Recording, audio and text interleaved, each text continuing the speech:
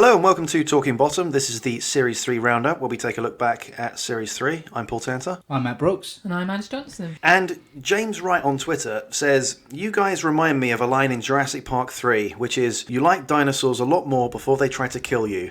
What did the third series do to you guys?" Oh, that's quite niche. Yeah. Well, I will say, I think we knew we were going to split the room with Series 3. We always acknowledged from the top that it was probably our least favourite, in main because 1 and 2 are so damn near perfect. But that doesn't mean we don't have a lot of love for Series 3 too. We really strongly reiterate that we do not hate Series 3. It's just which one of these three do you like the most? Which one do you like the second most? And then the third, it's just, unfortunately... Choose your favourite child. Yeah. There'll always be one that you find is weaker. But you have to justify it. And we're sitting down looking at Bottom episode by episode and actually forcing ourselves to look at what might be the weaker point, having to query those things. And we've done that with 1 and 2 as well. It just happens that we actually favour Series 1 and 2 a little bit more than Series 3. It's not that we dislike Series 3. Because this is a celebration of Bottom. That's what we set out to do. It is absolutely our favourite show. Yeah. And we wanted to talk about the completionists in us means we have to do all of it. I mean, there's some ropey live ones later. Yeah. You're right. With regards to Series 3, I think it starts and ends really strongly, with probably some peaks and troughs in between. But for a lot of people, the anarchic nature of Series 3 is their bottom. Absolutely. And we are only giving our opinion. We're not, the people who are in charge of saying whether bottom's good or bad. If your favourite episode is any of the ones in Series 3 that we haven't favoured, that's completely up to your choice. You might absolutely hate some episodes that we love. Yeah, and these are just our opinions. Just because we record them and put them on the internet doesn't make ours more valid or correct than anyone else's. Absolutely. It's not almost like we've elevated ourselves as the authority on Bottom because of us having a podcast, but we're not. We are free cunts with free 2.5 working microphones, if we're honest. Yeah, we're 3 fans of the show as well as cunts. You may disagree with us, and obviously you can't jump into this conversation and disagree with us live, so it must be quite maddening to hear us talk about a show that they absolutely love, one of the episodes, not be able to reply straight away. So I completely get it, and I actually felt quite sad that we might have upset some people because Bottom is our favourite show. If our chats here get people talking about the show and thinking about it in new ways, then that's great, and I'm happy that we're getting people talking about it. And we've opened the conversation, and that's a lovely thing to have.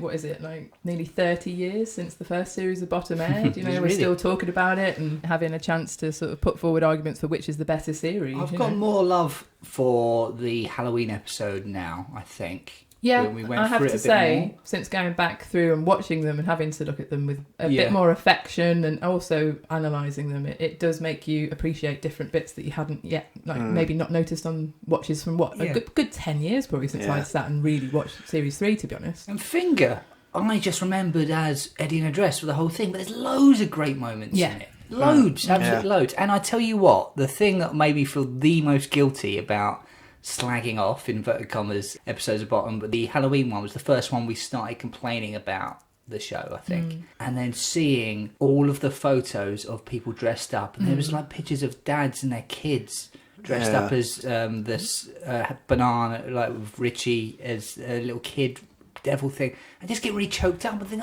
he's passing his absolute love of this show to the kids who were too young for it anyway, and seeing pictures of dogs dressed up as and that was a really good one. And genuinely, it's who the fuck am I to talk about this stuff in a negative light when people love it this much? Just felt a little bit guilty. Well, we love it. We've just been forced to have a look at it in a different way from what you would do when you just sit and watch it and love the show and love Rick and Aid's performances, and there's positives in every single episode of Bottom. We aren't saying any of it is bad, it's just that there are weaker moments. I think we've started this episode as well all negative, and we keep going it's all negative. It's we've been pretty balanced. I think we've said loads of good things as well, so let's try and not lose any more fans. I think we approach Series 3 in the same way we approached 1 and 2, which is we tried to look at it relatively critically, slightly academically, but still with the eye of fans who grew up watching and loving the show. Joe Scott on Twitter says that some of the best criticism to read is people discussing something they love that isn't quite doing itself justice at that point, which I think is a good way of looking at it. Absolutely, I would agree. I think I said in one of the episodes, it's just that, Rick and Aid can do better than some of the things that they come up with. Better than that. But who are we to say that? They came up with the most incredible sitcom idea. They've honed their craft over years and years, and they're absolutely untouchable. We may disagree with some of their choices, but by the time you get to a third series, one of the greatest shows ever written, you're going to be struggling for some ideas. You might repeat some stuff. Milsey on Twitter thinks the first 3 episodes of Series 3 are better than the last, whereas I would disagree and say that episodes 2 and 3 are not that good. The Comedy Connoisseur thought that we were harsh about Terra and Break, but then also says that they prefer the first series over the third series, and they thank us for expanding their bottom knowledge. We had an email saying that Matt overanalyzes things. Matt, have you managed to analyse this email yet? I've been losing sleep over it. I don't know why they felt the need to... So, regarding Hole, Fallout in 3 is their name, emails to say that Hole had the only CGI shot in all of Bottom apart from the bus shot in Gas. They say when the Ferris wheel moves, that appears to be a blue or green screen shot. And now when you re-look at it, it does actually look a bit different. And so, having thought about it, I'm wondering if the actual mechanism of the Ferris wheel couldn't move. And so in order to give it the appearance of movement, they've moved the background and the camera. Maybe. Anyway, that's an extremely nerdy spot from Fallout in 3. In Break, Paul Jakes tweeted us to say he rewatched the episode and he had also previously never seen the coconut husks, the Monopoly money, and Eddie coming home through the bookshelf. So they may have been additions in a sort of slightly extended cut that iTunes had. Remember we talked about that? Such an odd thing with the extra 30 seconds of silent credits and stuff as well. I've not watched that Clearly version a on mistake. iTunes, so... Why would that have happened? It's clearly a mistake. Regarding Terror, several people agreed the child actors were terrible, although there were many people vociferously defending this episode. See, what I think with a child actor thing is, going deep down to it, I'm jealous. They were a child and got to be in Bottom when I was a child and wanted to be in Bottom. There's a little bit of that, but they definitely are lacking in... ability. But they're kids, aren't they? So I think it's a fair thing to say that they don't kids. deliver those lines actors. well. Child actors. Don't just bring children in. Child actors. They were. But they weren't. They were child bad actors. You're meant to get good ones. Things were different in the 90s. They were not that different. What about that kid in Woof? He was good. Was the first thing I could think of. Have you watched that recently? No. I bet if you go back... That was remade, wasn't it? They rebooted it, remade it. It was exactly the same story, but different dog, different kid. The best that can probably be said about the kids in Bottom is that they weren't quite as bad as the kids who played the young Jedis in the third Star Wars prequel. They died at least. But as you guys said, the amount of Halloween, banana and devil costume pictures that we had sent to us on Facebook, Twitter and Instagram, that really did show the amount of love for at least the costumes in the episode. Yeah, I mean, well, for Halloween, if you're a fan of the show and you want to dress up, then they're an obvious choice. I don't think you could go anywhere dressed up as those two and not have someone's face light up. Yeah. Oh, great. I don't think everyone would recognise it, but someone would recognise it everywhere. Regarding Finger, Matthew Harker emailed to theorise that it's called Finger because when cricket umpires declare you out, they raise their finger, and Eddie mimics this at the start of the episode. Maybe. Yeah, okay. I would accept that as a potential thing. It's a cricket episode. I'm not up on... I personally think it's more likely to do with the wedding band reference, the wedding finger reference. It's also the double entendre of putting your finger at your bottom. In the episode Hole, as well as a joke that none of us got, all three of us, comedy fans and adults, didn't get back in a Jiffy, and then we were inundated with, well, maybe like 5 people saying Jiffy is a brand of condom. He is saying, I'm off and I'll be back wearing a condom. Yes, and that absolutely makes sense now. But as a Christian, I'm glad that I didn't know what Jiffy was. But it's like a budget brand of condom, right? Well, I think. It's not like Durex. God, how budget do you want to go? When people reminded us of this, I realised I had heard of the brand, but obviously in the 90s I was too much of just a sad, lonely virgin to ever actually need them or use them. Do you never have a posh wank? Not in a Jiffy. That's definitely the first time I wore a condom was alone. Well, my friend was there, but... Right. I mean, I had no idea. It was just Jiffy's like a parcel bag for me. Yeah, yeah. Isn't it? But it's Jiffy with an I. Like Jaffa cake or something. So I was thinking weird things like that. But it's Jiffi, isn't it? Oh, it's not a Y on the end. Okay. So, as you say, several people tweeted us pictures of Jiffy condoms, thankfully unused ones. And on a similar theme, Andy McAfee says that we need an emergency 50-year-old on standby to explain the 90s references that we don't get. I think that stems mainly from the Jiffy thing. Now, 50? Although my knowledge of the Labour Party in 1995 is slightly lacking too, because someone emailed to say that Tony Blair was the MP for Sedgefield, not Sunderland. Apologies. And that he took over from... Is that what Tony Blair is most known for? No, I think he was better known for his early guitar career, right? Yeah. She's not. Although, in my defence, Eddie thought that he was a woman. So, I wasn't the only one making some slight mistakes about Tony Blair in 1995. And I was only 15 at the time. Yeah. Well, we're all learning, aren't we? That's the point of Yeah. this roundup, is to look back on things that we might have got a bit wrong. Because, again, we're not the oracle. We don't know everything about bottom. We've been exploring it throughout this podcast. Yeah. So I'll tell you what, appreciate being corrected. Yeah, someone pointed out something that I fucking hate is when I hear someone misquote something, get something slightly wrong, and then hearing like we get a few things wrong in the quiz and stuff, and like, oh no, what? That's gone out now. It's too late to fix. I can't. What did we get wrong in the quiz? I don't know. It's not worth thinking about. In Carnival, we wondered if there had ever been any other humorous riots. Gemma Broad on Gemma. There are no humorous riots. And other ones. That's not a real one. So Gemma Broad on Facebook mentions Only Fools and Horses. There's one in Only Fools and Horses. Oh yeah, where he parts them like the sea, right? It's Girl Boy. Yeah, went through. Where they come running through as Batman and Robin, or is that a separate that's a different one? Okay. No, it's when he falls through the bar. And then at the end of it, a chandelier comes crashing down on the Nelson Mandela estate. Patrick, although, having said that, in Series 3, you know how we talked about in Terror the name of the, what was it, President Mbukanu? Chief Mangasuta Buthelezi. Paul learnt how to say it, right? And the names of the roads, and Mafeking Parade itself, the name of it is actually sort of, I think, a little bit of reference to London being named after certain sort of things like that, like Nelson Mandela House. Well, it's because Mafeking is like a battle of Mafeking that happened in like the late 1800s or something. This is true, but it wasn't until the other day I saw a meme online and it said Mafeking something, and then someone had replied to it saying I bloody won't, and I realised or thought, maybe it's supposed to be my fucking, and it's a play on that. Parade. I'd never ever got that before. That never occurred to me at all. I think again, it's maybe just it can be interpreted that way if you want it to be, because Mafeking is a place, I think, in South Africa. I think so. Yeah, it was a big kind of hoo-ha there, to put it lightly, and that would be why it's named after that, like that area of London that they're making up in Hammersmith. I don't know if there are these names. I doubt there are. If loads of people died in whatever happened at Mafeking, we apologise for calling it a big hoo-ha. We're not in any way trying to denigrate their deaths. Point being, I think that similarity between, like, say, Nelson Mandela House, etc., is what Rick and Ada are doing in the names of roads. Yeah, I thought that. In Hammersmith. Also relating to that episode, Patrick on Twitter thinks that Richie and Eddie discussing the riot as two old ladies is a parody of some post office adverts that were on at the time. Now, he sent a link and I watched them. They're these animated, but the adverts are literally animated versions of the old Les Dawson and Alec Gilroy sketches where they would dress up as old ladies and talk about stuff. Which I would absolutely agree is what they're doing. So that's made probably... me think of Python. Oh, okay.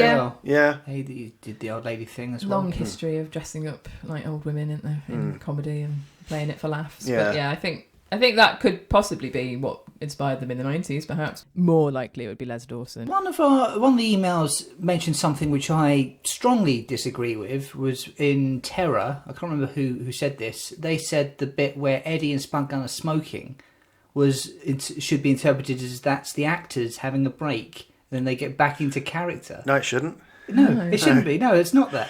I didn't see that. Okay. Yeah, well, I read that. So someone said, I always thought it was this. I'm like, I don't think because so. they're saying, why does he shit himself? It's a deep subconscious desire to amuse. That in some way they're talking about Rick Mail in that and not Richie. Right, yeah, but I disagree that would be them breaking character. Yeah. Have they ever done that before? They kind of do it in the young ones, where Alexi Sal's saying none of them like me. I think they've been clever with in-jokes, such as having the producer as the person wanting a tip and Rick saying, you earn more than me. But that feels like a really cool in-joke for them, rather than a nod and a wink to the audience. Because it works within Richie saying that to the guy bringing his bags up to the room. But it's not like they did a Filthy Rich and Cat Flap with him turning to the camera and going, and he's the producer, right viewers, or something, you know. Yeah. No, I disagree that they're breaking character there. And Chris on Twitter reckons the Aswad gag is because the guy from Aswad was fat. Was it? I don't know. I looked up a picture of Aswad, and It's because they don't ass in it. They don't look like they're in any way overweight. No. How dare you accuse him of being overweight? I don't know. I looked up a picture. I'm pretty sure they were all quite slender. But the whole point is that they've thrown the whole band Aswad, and there's like 6 members, right? Aswad's not one person. A single unit. I like that. Just Yeah. They've so thrown S Club 7 through it. It's like, it would be the equivalent of that. But, well, I don't know. Were Aswad as bad as S Club 7 were? There's apples and shit apples. I suppose it would be a bit like they've thrown One Direction through it or something like that, wouldn't it? Looking at emails, Ian Page emailed to recommend a rewatch of Rising Damp as he thinks Rick emulates Leonard Roster's performance as Rigsby. He does mimic Rigsby and Finger, and also in a live show. But yeah, I think you talked about this before, Angela. I think if I haven't said it on the podcast, I might have said it between us. Yeah, I absolutely agree. I'm a big fan of Rising Damp. But I would absolutely say that he's another influence on Rick. I mean, again, like, it's kind of obvious in a lot of just Rick's performances in the same way as it is with Harold from Steptoe and Son. I wouldn't say it's as obvious. Richie and Rigsby aren't too dissimilar in terms of characters, are they? I would, they're both living in sort of relative squalor. They both think they're better than they are. The only difference between the two of them is that Richie doesn't own the building that he's in, whereas Rigsby does. There's heightened reality and stuff in Bottom, though, isn't there? Yeah. So it's and the bringing in more of serious, but the bringing in of a landlord that bursts in and is unwanted. Their presence is unwanted. Is definitely, it's the parallel there, isn't there, between Rising Damp and Bottom? I've seen episodes of Rising Damp before where Rigsby is usually in his what we would call his usual costume, and then when he's got a sniff of a date with a woman, on comes the smoking jacket or that kind of thing, and some kind of fancy cocktail because he thinks he's living in high society now. Yeah, absolutely. Same with the class comparisons, isn't it? Yeah, it's like he's not in any way middle class or upper middle class, but in trying to impress a lady, he wants to create that impression. So how can he do that other than like changing his costume and acting like he isn't the working class racist scumbag that he is? You could see Richie as a landlord. Looking back on him now, I've got a lot of affection for Rigsby, but there's definitely flaws. Do you think Richie would have made a good landlord? I think, well, no, he wouldn't make a good landlord, but for the character, I feel that's a job he could have done, because he kind of is Eddie's landlord, sort of, That's a very not working job to have, as something that would free him up for adventures and stuff, but have a bit of authority on people. I feel that's something they definitely could have done with the character, Yeah, Richie definitely is Eddie's landlord, isn't he? Because he tries to throw him out, doesn't he? And Eddie's clearly not paying rent. Yeah. Even though he's owing it. That's common stapling sitcoms, isn't it? Someone living rent-free. There's definitely some similarities throughout sitcoms of people owing people money. It happens in Peep Show with Mark and Jeremy. Jeremy never pays his rent to Mark, does he? But and Behaving Badly is no one I think of. Where they just owes thousands. Yeah. When he finds out he's got £33,000 in his bank account. Yeah, and again, it's that being trapped with someone, isn't it? And whenever you see it in UK sitcoms, there's an air of sort of desperation about it. Whereas the one time I can remember seeing it in an American sitcom is in Friends, where Joey owes Chandler loads of money for rent, but there's never any kind of desperation or sadness about it. Over his head, isn't it? Martin Wiley asks, why does Eddie have more success than Richie with women? Confidence, I would say. Alcohol. The confidence that comes from alcohol. Yeah, I suppose so. It just seems like Eddie does know how to have fun and Richie doesn't. And Richie's only got a quarter of an inch. Whereas Eddie is Chopper Hitler. That Eiffel Tower impression probably does win over, much like the dick pic does now, I think. That was Eddie's version of the dick pic. We have seen Eddie with a bird, singular, but all the other times it's just hearsay, isn't it? Yeah. So I think... Well, that was one of the things we picked up in Series 3, isn't it? When apparently he's a virgin. When the devil's coming, where his virginity has grown back, Yeah, and so you don't quite understand there. But again, it's a cartoon. You can't take one episode as sort of gospel and the next one might change the story. It's a different time where, you just catch it. It was on, and people didn't worry about the continuity of things. An episode, a lot of people would just catch an episode and wouldn't have seen them all, so they did not care. They did not think that in 30 years' time, three dickheads would be sat around nitpicking about certain points in the plot. But I do have to say the Virgin thing in Terror annoyed me when I first saw it. That one, because it's within the same episode, the hedgehog thing. I mean, I made the point on that episode and thing, but that's one I just will. People defend that, and it's always just a comedy. So I'm like, you have to talk about these things. Our show isn't just. Well, I made a quite good analogy. I think I'll pretend it's off the cuff now. Yeah, the show is Talking Bottom, not Kissing Arse. But we also don't want to be called Talking Shit About Bottom. You know, we really want to hit the middle and talk about bottom warps and all, the bum warps. I'll end on a bit of trivia, which could be fake because I haven't checked. Robert Dunn reckons Susanna Charlton, the weather girl, is the daughter of Bobby Charn. Well, I could have Googled that and found out whether it was true or not, but I didn't. And finally... Finally, after we did several asides talking about Red Dwarf in a couple of episodes, Kelly Denmaid, I don't know if I'm pronouncing your surname right there, Kelly Denmaid wants us to do a Talking Smeg podcast about Red Dwarf. Well, you never know. Never say never. We've got some other things we want to talk about first, don't we? Yeah, I love Red Dwarf, but there are other podcasts out there already looking at Red Dwarf. And I think there it's is a at huge least commitment to look at every Yeah. single episode. Maybe you do a series by series. I would put Peep Show, Alan Partridge, Red Dwarf, Father Ted, Blackadder, you know. I love all those sitcoms as well. Bottoms just comes out on top. EastEnders, Talking EastEnders. How about that? That's got some crossovers from Bottom. Episode by episode, start from the beginning. This has been our Series 3 roundup. Our next series is going to be comprised of the live shows and Guest House Paradiso. We're doing them in the order that they came out, so as far as I'm aware, it's number 2, 3, the film, 4 and 5. And then after that, probably something on The Young Ones, something on Filthy Rich and Cat Flap, maybe something on Blackadder. A comic strip one, and then who knows? Well, one thing I do know is once we've done all the live shows, we'll be getting tweets saying, oh, you can do the live shows, but then we can give them a link. There you are, you can't. Please stop asking us. It's kind of an in-joke with us and stuff. And it's always lovely that people want to hear stuff that we've done, but it's just annoying that for the first opening sentence, I think, we said, we're going to do every single thing at Bottom ever. Then like, oh, are you going to do that? Yeah, of course. Of course we are. I think people now do it as a joke when they Fuck ask them. Calm down, Matt. Stop overanalyzing everyone's tweets and emails. Yeah, you're so intense. And one thing I do want to say, though, when we look at every little thing and think about what would happen and why this is happening and overanalyzing it, you could sort of say we're milking the fun out of it. But I think we're putting more fun into it. I think we can find funny moments that were kind of in the subtext and just because something doesn't make sense and it's silly doesn't mean it's shit at all. There's so many bits in it why I think, look at that, that's stupid, but I'm like laughing when I'm thinking about it. Well, that's why they're writing a lot of it, isn't it? To make you laugh at the absurdity of it. And having a look at it again with a different eye, rather than just flatly enjoying it for what it is, does bring a different amount of enjoyment. Sometimes it ruins certain moments for you, because, you know, if you've ever done a bloody essay at school or whatever about bloody Shakespeare, that's why people hate going to see Shakespeare, because they hate having to go over what they bloody went through at school. But, you know, Bottom is always going to be something that we love, and we love to talk about, open the conversation. One other thing I just wanted to say was to thank comedytowatch.com for making Talking Bottom their link of the week. That was really nice, quite flattering to see that someone had a listen and wanted to give us a little bit of a we appreciate everyone emailing in, tweeting, Facebook messaging us, etc. People on Instagram don't have a fucking clue what's going on.